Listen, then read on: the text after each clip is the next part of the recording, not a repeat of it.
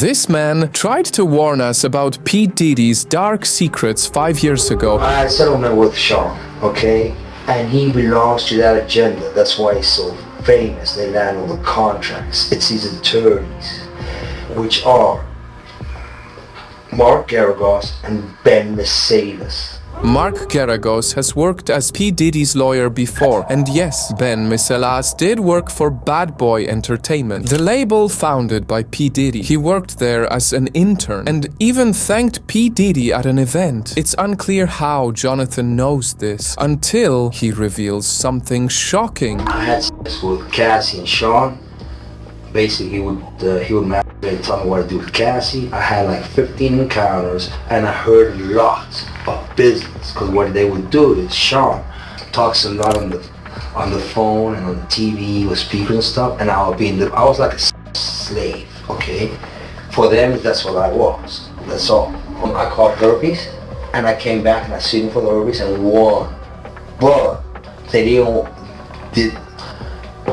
Mark Gagos and Ben Mercedes were his attorneys, okay? They asked me to turn in that, which was the video recording, and I did so. They gave it back to me accidentally, and it's possible, I threw everything out, it's possible I can produce a copy. Now, Cassie Ventura is P Diddy's ex-girlfriend. She sued him in 2023, and in her lawsuit, she alleges that he forced her to engage with male workers. Diddy has also been accused of organizing freak-offs, which were parties with elaborate sex performances. He directed them, masturbated during them, and often recorded. And what Jonathan is saying matches that perfectly. My settlement put me in a box. Basically, I couldn't talk because otherwise I'll be sued.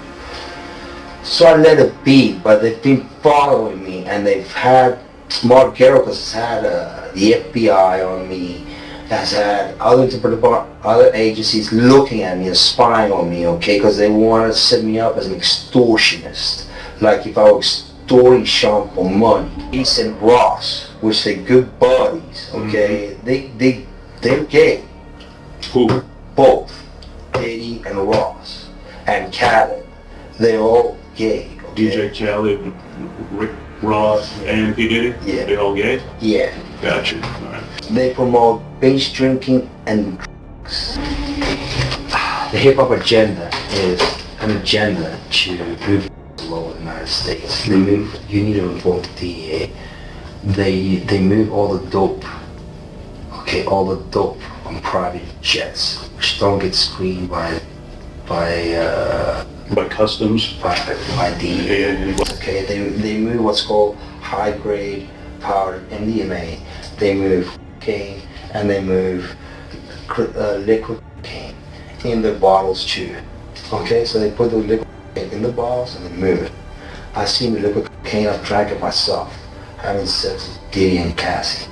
Okay, it's not good. He drinks it all the time. The lawsuits against Diddy mention a huge amount of drug use within his inner circle. He has also been accused of using drugs on his victims. Jonathan also believed that P Diddy and his attorneys were connected to Donald Trump, and their connection is not a secret. I love Diddy. You know, he's a good friend of mine. He's a good guy. Is he a good guy? I don't want to answer that question. Oh, wow. I think he's a good guy. I'm going to stick up for him. How do I know there's a conspiracy against Trump? Because it's in the Illuminati card deck. His assassination is coming. Mm-hmm. Okay? Because it's an agenda they're perpetrating on the media and the news.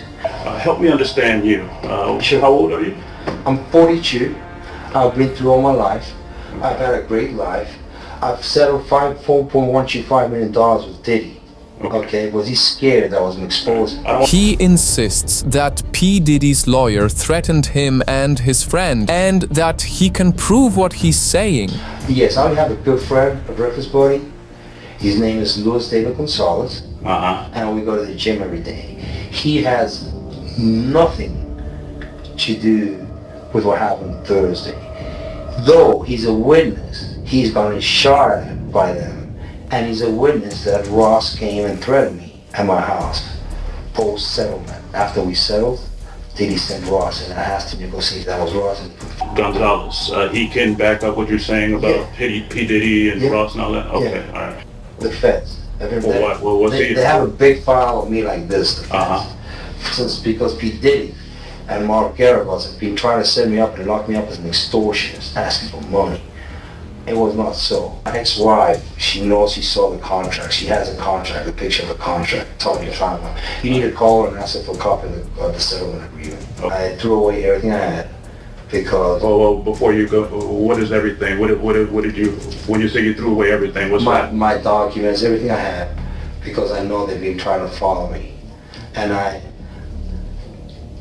just don't want my personal info getting.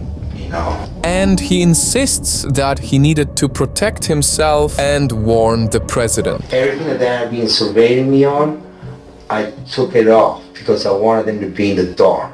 Okay. Because they've been watching me. So now they kind of freaked out, they kind of spooked out. But it needed to be done. And Donald needs to do his presidency correct. And he needs to know that these people are running him into the ground. I did this for the country, trust me, I feel great. Okay. And I'll do it any day, because at least I avoid a president getting shot. In July 2024, more than 6 years after this interrogation, Donald Trump survived an assassination attempt where he was shot in the ear. And there was another attempt in September. And look, of course, there's nothing yet that proves that P Diddy is actually connected to these incidents or that he's part of the Illuminati. Jonathan's interrogation is very bizarre and full of extreme statements. So I advise that you take what he says with a grain of salt, but a lot of the things he said about P Diddy, which sounded crazy at the time, turned out not to be so far-fetched. So if there's any lesson at all to be learned from this interrogation, it is that if we keep an open mind, even the most questionable people may actually help us get closer to the truth.